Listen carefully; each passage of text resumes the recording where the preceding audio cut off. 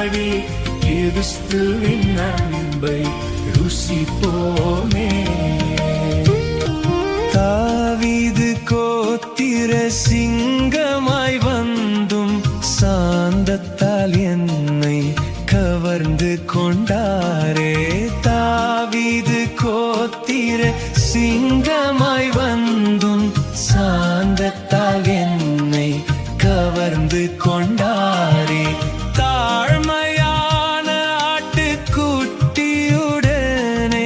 தாழ்மையான ஆட்டுக்குட்டியுடனே தங்கியிருப்பேன் சீயோன் மலையில். தங்கியிருப்பேன் சீயோன் மலையில் நித்தியமாய்.